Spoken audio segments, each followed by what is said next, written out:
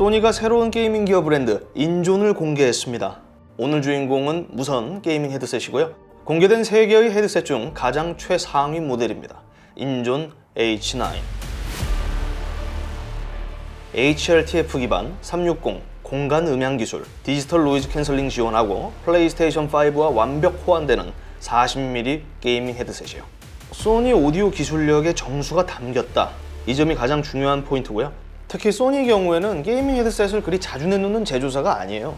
그래서 좀 더 특별하게 느껴지는 제품이기도 합니다. 기존에 펄스 3D라는 플레이스테이션 5 전용 게이밍 헤드셋이 있었는데요. 그거는 SIE 하드웨어입니다. 소니 인터랙티브 엔터테인먼트. 같은 소니 제품이지만 만든 곳이 다르다고 보면 돼요. 오디오 사업 분야, 게임 사업 분야 차이가 있는 거죠. 디자인은 오히려 펄스보다 인존이 훨씬 더 플레이스테이션스러운 외형을 갖고 있습니다. 개인 취향에 따라 각기 다르게 느낄 수 있는 부분인데 제 눈에는 훨씬 미래적이고 풀스럽게 생긴 걸로 보여요. 이전 소니가 내놨던 로봇 강아지 아이보가 생각나기도 하고요. 또 얼핏 보면 흰색 달걀을 쪼개서 만들어낸 것 같기도 합니다. 헤드밴드 포함 전부 플라스틱입니다. 그래서 제품 무게는 약 326g. 별도 포인트가 있다면 상단에 LED가 적용됐다는 점, 그 정도가 다합니다. RGB LED 아니고 흰색, 파란색, 이전 플레이스테이션 콘솔에서 자주 볼 수 있었던 컬러들이기 때문에 위화감은 없습니다. 그런데 LED는 이 내내 점등되지 않아요. 지금 연결이 안 돼서 이렇게 반짝반짝 거리는데 일정 시간이 지나면 자동적으로 꺼지고 이 분리 버튼을 조작할 때 혹은 마이크를 내리고 올릴 때 그때만 일시적으로 점등되도록 되어 있어요. 별도 LED 관련 옵션은 없습니다. 그러니까 이런 부분들은 배터리 소모율을 좀 줄이기 위한 그런 선택으로 보이네요. 이어컵이 제법 부피가 크죠. 한쪽 면으로 완전히 꺾어서 바닥에 둘 수 있어요. 이 동글동글한 외형, 새하얀 흰색 덕분에 헤드셋 거리는 반드시 좀 사용하는 게 좋을 것 같습니다. 자, 생긴 것과는 달리 터치 인터페이스는 적용되지 않았습니다. 전부 물리 버튼이고요. 3.5mm 유선 연결은 지원하지 않습니다. 볼륨은 다이얼로 구성됐고요. 자, 버튼이 좀 많죠. 그러니까 노이즈 캔슬링 버튼은 좌측 이어컵에 위치하고 있습니다. 이전 소니 무선 헤드폰처럼 노캔 기능과 더불어 주변 소리 듣기 기능까지 제어할 수 있어요. 반대편에는 게임 및 채팅 사운드 밸런스, 블루투스, 전원 버튼 등이 배치됐습니다. 특이점은 따로 없어요. 근데 여기서 아쉬운 점이 하나 있습니다. 음성 내비게이터가 없습니다. 저도 이걸 뭐라고 칭해야 될지 모르겠는데 그냥 이렇게 표현하는 거예요. 음성 내비게이터. 제품을 켜거나 끌 때, 마이크를 내리고 올릴 때, 연결되고 끊어질 때 모든 것들이 비품으로 처리됩니다. 이게 실사용에 엄청난 큰 문제로 이렇게 작용되지는 않아요. 그런데 가끔씩 연결됐는지 안 됐는지 다시 한 번씩 확인할 때가 있었어요. 예를 들어 제품이 연결됐습니다. 제품을 다시 충전해 주세요. 이런 안내 음성이 없다는 거죠. 이를 지원했던 기존 소니 헤드폰 시리즈를 고려하면 충분히 아쉬울 수밖에 없습니다. 물론 펌웨어 업데이트로 이런 부분들은 개선될 수 있는 부분이라고 생각해요. 제가 예전에 사용했던 다른 제조사의 게이밍 헤드셋이 그렇게 펌웨어 업데이트로 개선된 적이 있었거든요. 그리고 붐마이크는 플립업 방식으로 설계됐습니다. 이렇게 올리고 내리고 마이크 품질에 대해서는 후수를 하겠습니다. 먼저 헤드 쿠션은 이전에도 볼 수 있었던 소재니까 넘어가고요. 이어패드가 좀 색다릅니다. 이번 WH-1000X 마크5와 동일한 신개발 이어패드가 적용됐어요. 소프트 핏 레더. 더 얇고 가볍고 시원한 촉감을 지닌 인조 가죽입니다. 소니가 개발했기 때문에 다른 기어들에게서는 볼 수 없는 소재예요. 저는 굉장히 마음에 들었습니다. 착용감은 진짜 편해요. 크기도 넉넉하고 속도 약간 깊다는 느낌을 많이 주기 때문에 장시간 게임을 할 때 불편함을 크게 느끼진 못했습니다. 물론 4시간 이상 이렇게 게임을 하면은 어떤 헤드셋을 써도 답답한 건 매 한 가지죠. 그리고 어찌됐든 인조 가죽이기 때문에 에어컨 없이 무더위를 견디는 게이머라면은 패드 주변에 이 묻어나는 땀을 확인할 수도 있습니다. 패브릭은 그 땀을 흡수해서 냄새로 남는 거고 가죽 소재는 이렇게 닦으면 그만이죠. 그래서 저는 개인적으로 이 가죽 소재를 선호합니다. 이 가죽의 내구성이 얼마나 뛰어날지 그 부분은 조금 더 오래 써봐야 알 수 있을 것 같아요. 오디오 사양은 딱히 복잡한 설명이 필요할 것 같지는 않은데요. 그래도 훑고 가겠습니다. 소니의 오디오 기술, 노하우를 바탕으로 설계됐다는 점이 이번 인존 H 시리즈의 특징이라고 말씀드렸습니다. 드라이버 크기는 40mm, 구체적으로 어떤 드라이버가 사용됐고 인존만을 위해서 어떠한 작업이 이루어졌는지 그 부분은 저도 상세히 알 길이 없습니다. 주파수 대역은 5Hz에서 20kHz로 일반적인 게이밍 헤드셋 대비 매우 넓은 편에 속해요. 표현력에 있어서 더 뛰어난 제품이다. 스펙만 보면 그렇습니다. 기본적으로 USB 리시버를 활용하는 2.4GHz, 블루투스 5.0 무선 연결을 전부 지원합니다. 동시 연결도 가능해요. 게임 소리를 들으면서 전화통화 혹은 각종 휴대폰 알림 소리를 들을 수 있습니다. 전환 속도는 상당히 빨랐고 이 소리 균형도 잘 맞아서 거부감은 그렇게 들지 않았습니다. 그리고 무선 게이밍 헤드셋 이야기를 하면은 항상 들어오는 좀 질문이 지연 시간에 대한 거예요.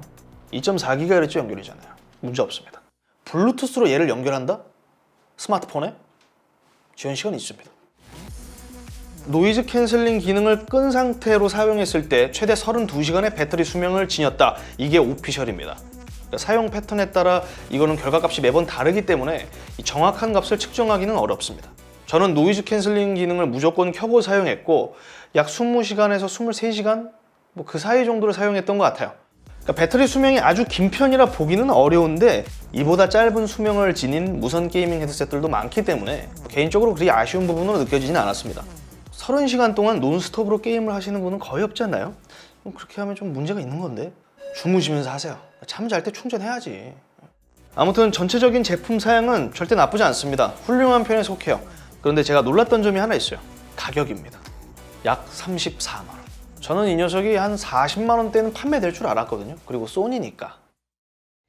플스5 PC 연결. 이 녀석도 똑같습니다. 리시버만 메인 장치에 꽂으면 무선 연결되는 거예요. 플스5 경우엔 조금 색다르더라고요. 플레이스테이션의 기본 GUI를 그대로 보여준다는 차이점이 있습니다. 볼륨을 내리고 올리고 마이크를 켜거나 끌 때 그런 과정이 화면에 그대로 출력돼요. 제가 써봤던 제품들은 이런 기능을 지원하지 않습니다. 그러니까 이건 강점입니다.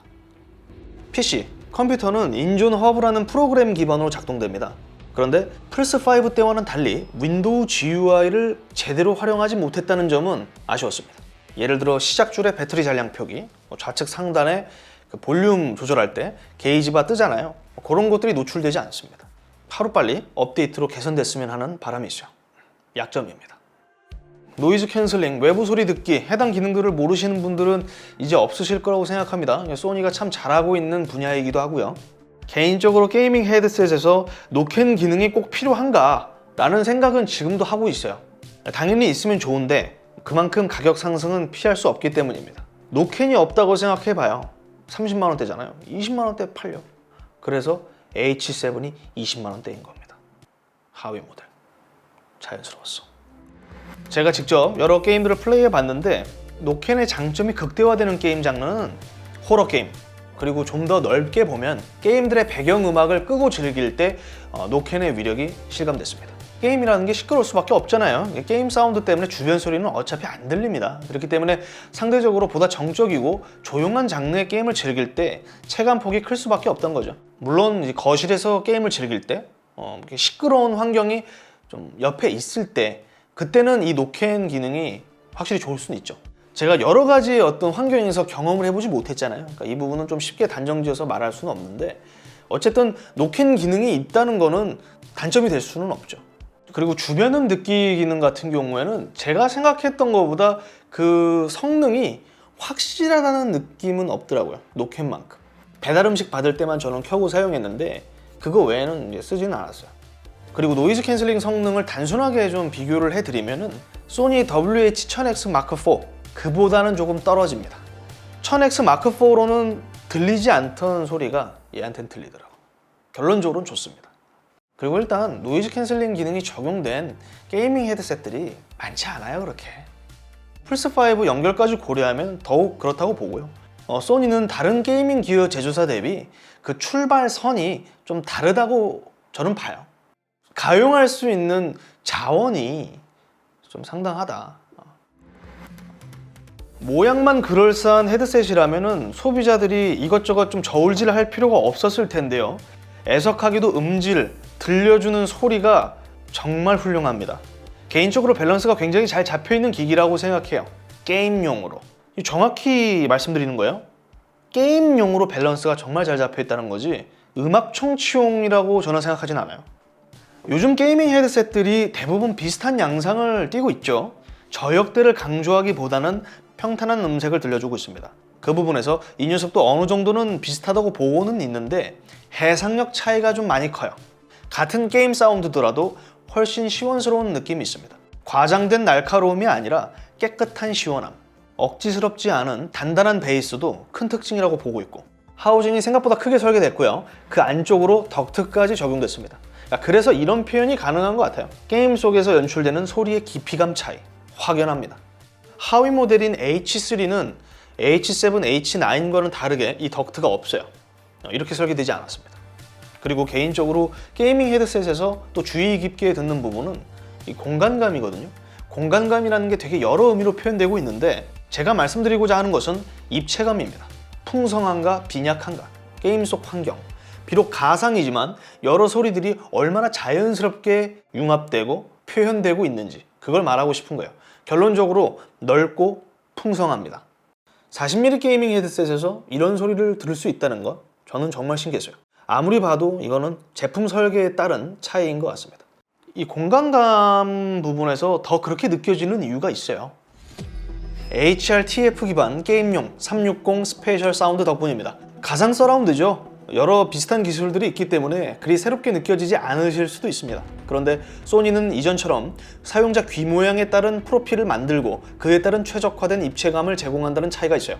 게다가 플스5 연결 시 템페스트 3D 오디오를 완벽하게 지원하면서 극적인 입체감을 선사합니다. 그래서 PC든 플스5든 정말 훌륭한 입체감, 공간 음향을 들려줬습니다. 그러니까 제가 보기에는 노캠보다는 이게 메인이에요.